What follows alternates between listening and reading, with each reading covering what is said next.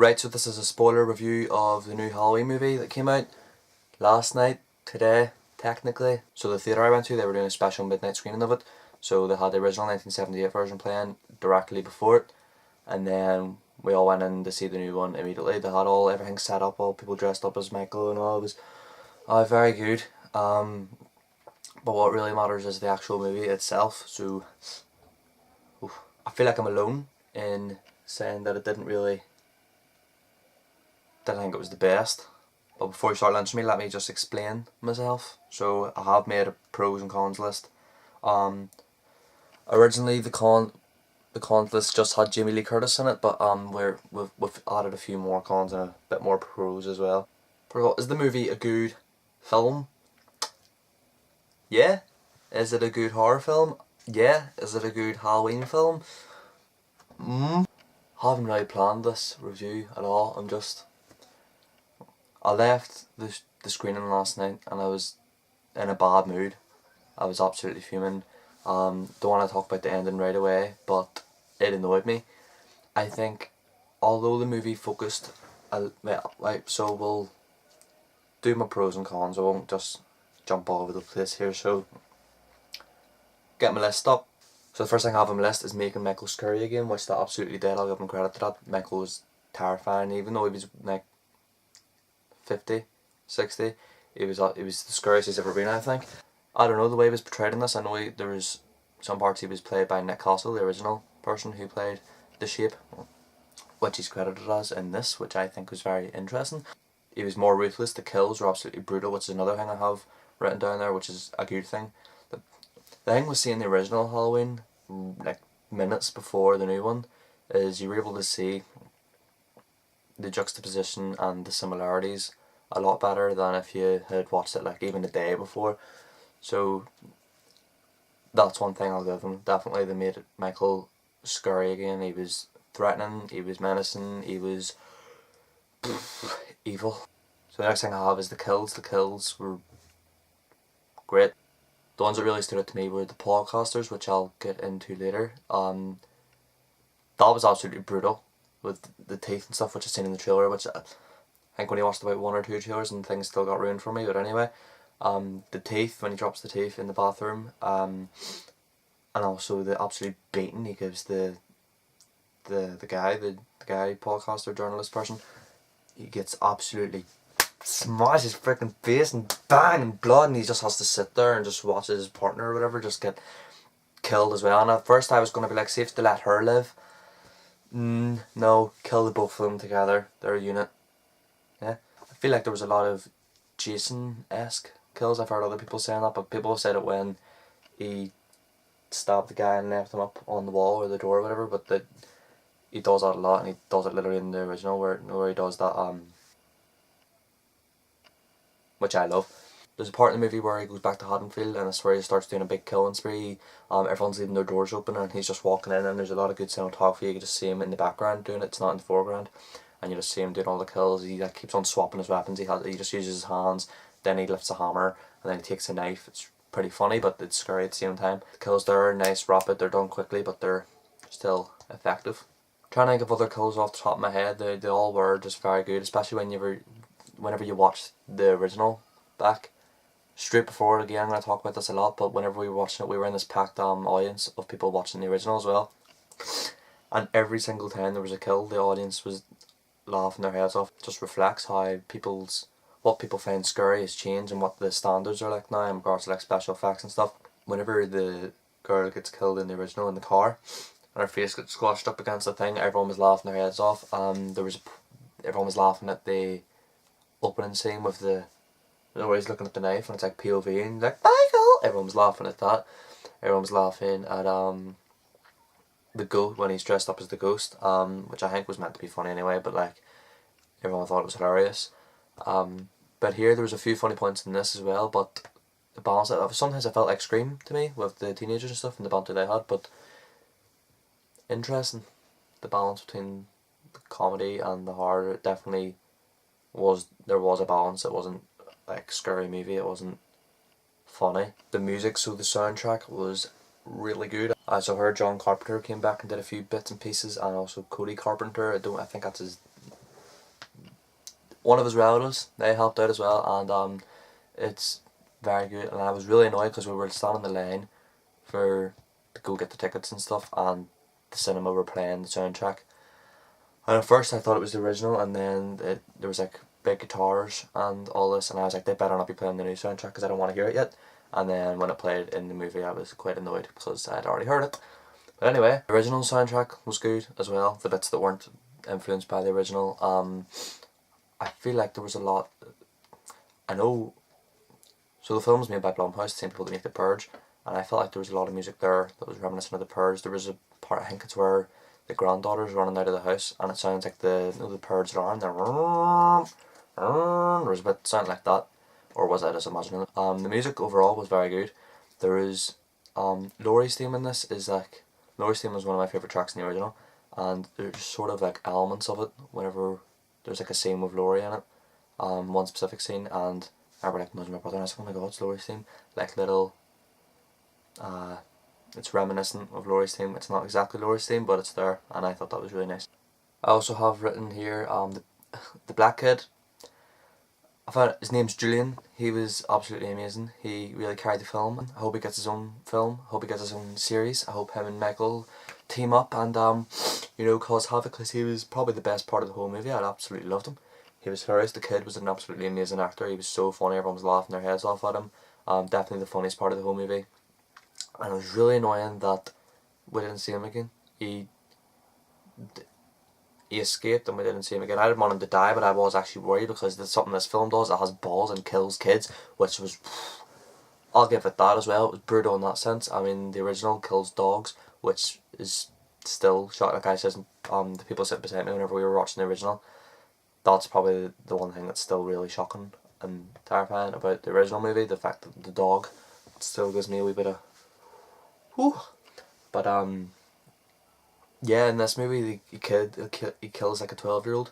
The kid has a gun and is out hunting with his dad, and then Michael kills the kid, and everyone was really shocked in the audience. You could feel it. And whenever Julian was there, I thought he was going to die, and I was so worried for him. So I'm glad he escaped, but I did want to see more of him. The atmosphere, I really felt like when it got to Halloween, it felt like Halloween night with everyone running about and stuff. And because again, watching the original back, you could tell it was filmed in summer. All the leaves are green and just, oh, here's some brown leaves, everybody. That doesn't mean it's Halloween, although that's saying that. Whenever I do watch the original Halloween, I do get that sense of like Halloween day, which a lot of things fail to capture, but this one captured Halloween night really well. I feel like the original it was very empty when it came to night time, which is not what Halloween is, but this film there was people running about all the time, and I thought that was amazing. It's going to sound really geeky and weird, but the titles, and I don't even mean the opening titles, which I do, but even the graphics, the text and everything, it's the same as the original. Like, again, sorry, watching the original back to back with this, everything was the same and it was amazing. And the pumpkin from the original, it's one of my favourite opening titles of all time, and this one reflects it, and it was amazing. So it starts off as like all crushed, and then slowly it starts rising. I was going to myself, is it the same pumpkin? It is. It has the same design in the face, and there's like a gap. There's no gap, but just between the mouth and the, I can't describe it. After the opening sequence, sorry, with the podcasters and stuff talking to Michael, then it cuts and it says Halloween in the same font, and it even comes up the same, like, where it tells you like the date and stuff, Haddonfield. It was all the same, and I thought that was really, really nice. I just have here written, it had balls. That's about killing the kid and stuff, which I've already talked about. It definitely does, I'll give it that. Parallels and homages to the original. There's a lot of Easter eggs in this. I'm not going to talk about all of them, but some noticeable ones were I don't know why it's the first one that comes in my head, but do you ever get when, in the original, when the wee bullies are coming out of the school, and the shot's like Michael's head's like this, like he's not even in the shot, and he just like grabs him, and then that like stinger noise plays. There's a like reference to that later on whenever Michael first comes back to Haddonfield. He grabs the kid and it makes that same noise, and I got a wee bit of goosebumps. That noise scares me. Also, whenever Michael gets hit by a car, I feel like they're getting Halloween 2 where the guy gets hit by a car dressed as Michael. I feel like that was maybe a... Do you remember that movie? Yeah, I do. Also, the shot from the original where Michael is presumably dead and then it disappears is replicated in this, but instead of Michael it's Laurie. Interesting. The whole gas station and bathroom thing I think it's part 5 in H2O. I'll check, but I don't know. There's a few movies that have Michael in the bathroom and he's not sitting in the toilet, but like kills in the bathroom, and I think that was a very nice homage to those movies, even though they're not canon anymore, but still referenced. What else? What else? What else? There's a whole load. I'm not gonna sit and list them here. Go watch I'm sure there'll be a Watch Mojo video sometime soon of the top 10 Easter eggs in the new Halloween film. So there's a lot of Easter eggs, and sometimes it felt like just fan service because they were like you were getting the Force Awakens where it's just like, here's the Death Star, here's Darth Vader's mask. It didn't feel that bad, but it was like, it didn't rely too much on it, but it sort of did. No, it didn't. I'm a liar. It didn't rely too much on it, but they didn't cross the line. They just about got there, but it's fine. It's fine. So everything there I absolutely love, and you're probably going, then what's the problem? Well, I loved all of that, and there's probably even more stuff that I can't remember right now. I seen it last night. I wanted to make this video last night, but I didn't have time. It was like 3 in the morning by the time I came back. Cons. First of all, the podcasters, I liked them as characters. I felt like they were very interesting. They were new. I think they got killed a bit too early. They were used just to set up and bring us into the movie, and then they got killed. Didn't really make sense to me. Use someone else to bring us into the movie. You didn't need to use them if you just planned on killing them off. Their kills were amazing, but I feel like they could have maybe had more of a role later on in the film, which is sad because they were good characters. The Doctor, the new Loomis, as Laurie says, which is a cool line. Some of the audience laughed. He was a strange character. I still don't know if I like him or not. He was obviously there just to be Loomis, not Loomis, the new Loomis, in place of Donald Pleasance. And again, whenever you watch the original, back to back, he's no Donald Pleasance. He's not trying to be, he's not Loomis, but at the same time he is, but not really, he's not. But I didn't like him all that much. And then the whole twist with him later, that like it was sort of him that like set Michael free because he wanted to see him in the wild. And then whenever he kills that guy with the pen out in the middle of the road and then puts the mask on, I was so annoyed. I thought they were pulling a part 4. I thought he was going to be the new Michael, and it did my head in, and I was ready to get up and walk out. I was so annoyed, and I think it was even a bit disrespectful of him being the Doctor. Imagine Loomis just killed friggin' whatever and then put Michael's mask on and whacked him into the back of a car. You don't do that. So it was sort of, I didn't really care whenever Michael like booted the back of his car seat, and I'm assuming he's dead. Yeah, he is, because he's squashed his head, and it's sort of sad when he goes say something, because it's all this guy ever wanted. Like, he was a student of Loomis's and he studied Michael and he was his patient and stuff, and then all I wanted was for him to say something, and I was sort of scared that he was going to say something, but he doesn't. He just squashes his head like a watermelon. So again, don't know how I feel about the Doctor. That's one of the main points I hear a lot of people talking about, that twist and stuff. I didn't see it coming because it just felt, to be honest, it wasn't done very well. It was a bit cartoony, so I didn't really like that at all. I don't know what to talk about first. I have written here the ending and Jamie Lee Curtis. Right, so that's probably where everyone's going to click off the review, but I do not like Jamie Lee Curtis. I think her best role was Freaky Friday, 2003, the Disney Channel original movie. What an amazing film. Again, when you watch the original and then this, obviously that was like her first debut role and stuff, so the actors in the original aren't very good at all, but you look at it and obviously she's a better actress and stuff now, but and you can say, oh, it's her character and stuff, she is Laurie Strode, yeah, she is, but in this movie I don't think she was. I feel like she was playing Jamie Lee Curtis and she was like, oh, look at me, I'm a badass 60-year-old, 59-year-old, I don't know, and oh yeah, I'm gonna shoot Michael and I've been waiting for this and all, and then when it finally comes, what do? You get attacked twice and you nearly die. I wish you did die, and then you cry, and then you use your trap, sorry I'm ranting here, you use your trap, and you're freaking stupid using your little hatch, and then you shoot through the ground. Everyone in the movie tutted and was like, well, what did you do that for? All this preparation, and use about 2 guns, and sorry, this is not going to have any like structure, I'm just ranting here. The amount of guns in this movie, I feel made it less scarier. The first one isn't even that scary of a movie, but when you think about it, I think it's scary because it's realistic, it's grounded, you're in this confined space with this killer, you're in your safe environment, you're in this like suburban neighbourhood, in your own home and stuff, and it's all very enclosed, and it's a knife and you escape all this. And in the original she's in like a coat hanger and stuff. That's so cool and it's scary. In this, everyone has a gun and it's not scary. I mean, you have a gun? And maybe it's more relatable in America, like quite a lot of people have guns, but everywhere else in the world we don't all have guns, so it's not really that, it doesn't immerse me as much as it would have in the original.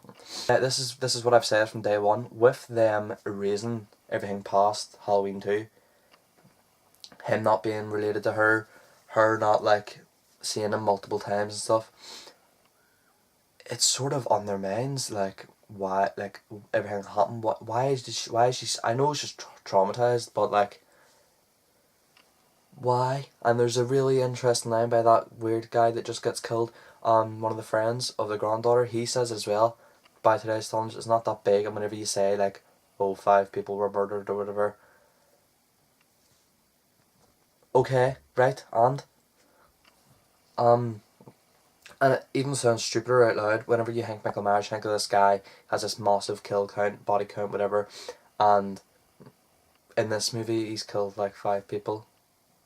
Well, not by the end of the movie. By the end of the movie he's killed a lot more people, but by the start of the film he's only killed 5 people, and that's not that big of I don't know. I mean, 5 people. I don't know. I just don't feel like there's that drive, and I can't believe. I don't think it's believable that Jamie Lee Curtis, or sorry, Laurie Strode. She's not even Laurie Strode. She's Jamie Lee Curtis. I don't think she has a believable drive to go after Michael. It happened 40 years ago. She had never seen him again after that night. She didn't even see him the whole night like she did in Halloween 2. She only killed 2 of her friends who were worthless anyway. All they did was go, totally. They were melters and they died, so whatever.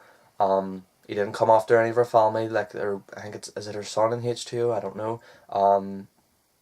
Nothing, no links, no nothing, and I guess they did that because everything else, all the other movies were just a big mess when it all came to putting it together. But I don't know, I think by erasing all the other movies in the canon, it doesn't give her a reason to be so driven and afraid, and I just don't think it's believable that this teenage girl turned into like this stupid, ugly, fucking big, get into the house, hey, it's Michael, I know everything about Michael, even though I just sat in the house all the time for 40 years and just collected all these guns. No, you know, so stupid. And then even whenever she thinks like, and then even the way she kills him, that's the ending I guess, with a fire. Right, well we know that's not going to kill him because we don't even see him burning. And then Halloween 2, Halloween 2, he came back. So I think that was very stupid. And see even the chops that come out, Michael was so much stronger than that. Michael could literally just, here now, rip that off and get stuck in. I really, see when there's the shot of like her lying on the ground and then it's him looking down at her, I was like, this is class. She was looking down at him and now he's looking down at her and she's dead, and I was so excited, and then she moved and I got so annoyed, and I bet everyone else loved that moment because of the homage to the original, but I hated it. And even when she goes searching around the big house and she's pulling down all the shutters and stuff, that pissed me off. Why would Michael be hiding from her? Why would he be hiding from her? He could kill her in 2 seconds. Why didn't he? It's so annoying, so frustrating. I think that, yeah, it's the way show, blah blah blah, whatever, but like, focus so much on her, and you can tell now, like, I enjoyed everything else about the movie, and I absolutely really wish I did was, and I really wish I was able to love it and say that I love it and that it's the best and all this. Jamie Lee Curtis ruined it all, and everyone else can argue with me and be like, oh no, it's Laurie Strode, Scream Queen, all this. I didn't like her one bit. I didn't feel like it was Laurie Strode. I felt like it was Jamie Lee Curtis. There was no motivation. It was absolutely stupid. I don't know. Everything else about this movie, I absolutely loved it. My battery's flashing, so I'm gonna have to go. But see it if you want. I probably will go see it again, even after this whole big rant, just to get a better understanding, get things I missed. But Laurie Strode, not Laurie Strode, Jamie Lee Curtis, I hate you and you ruined this film for me. Otherwise, 5 out of 5. Bye bye.